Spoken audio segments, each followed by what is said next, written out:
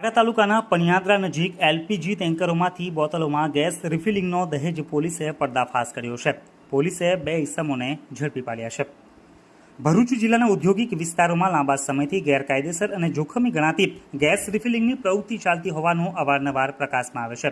આવી જ એક ઘટનામાં દહેજ પોલીસે પણિયાદરા ગામ નજીક આવેલી હોટલના પાર્કિંગમાં ટેન્કરોમાંથી બોટલોમાં ગેસ ભરવાનું કૌભાંડ ઝડપી લઈને રૂપિયા 3.33 કરોડ ઉપરાંતનો મુદ્દામાલ જપ્ત કર્યો હતો. દહેજ પોલીસ મથકના પીઆઈ એચવી ઝાલા અને તેમનો સ્ટાફ પેટ્રોલિંગ દરમિયાન પણિયાદરા ગામ નજીક આવેલી મહાલક્ષ્મી હોટલના ગ્રાઉન્ડ નજીક એલપીજી ગેસના 5 ટેન્કરો તેમજ એક પિકઅપ ગાડી પડેલ હોવાનું જણાતા પોલીસે સ્થળ ઉપર જઈને તપાસ કરતા કેટલાક ઇસમો કોઈ પ્રવૃત્તિ કરતા હોવાનું જાણવા મળ્યું હતું.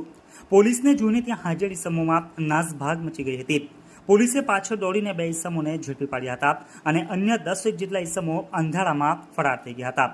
ઘટના સ્થળે ગેસના 5 ટેન્કરો અને એક પિકઅપ ગાડી પડેલ હોવાનું જણાયું હતું. આ પૈકી એક ટેન્કરમાં ગેસ વહન માટેના 3 વાલ્વ પૈકી એક વાલ્વ ખુલ્લો જણાયો હતો.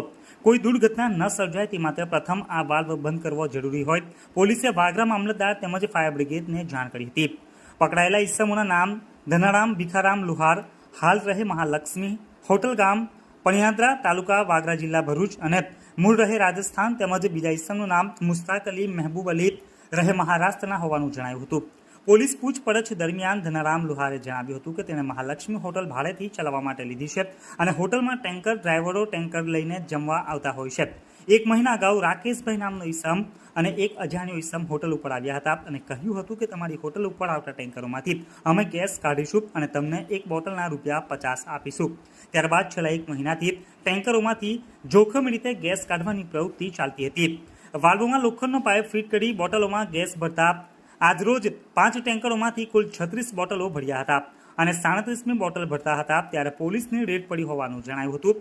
પોલીસે ઘટના સ્થળેથી પકડાયેલા 2 ઇસમો પૈકી એક હોટલ સંચાલક અને બીજો ઇસમ ટેન્કર ડ્રાઈવર હોવાનું બહાર આવ્યું હતું. આ લોકો દરરોજ 30 થી 35 જેટલા બોટલો ભરતા હોવાનું પોલીસ તપાસ દરમિયાન જણાવ્યું હતું.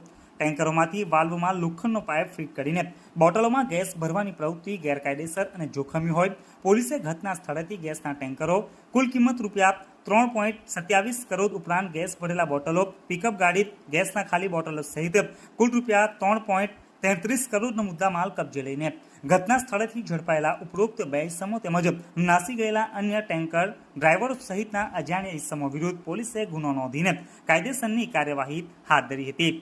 આજે સવારે 11:15 કલાકે દહેજ પોલીસ દ્વારા આ કેસની માહિતી આપવામાં આવી હતી.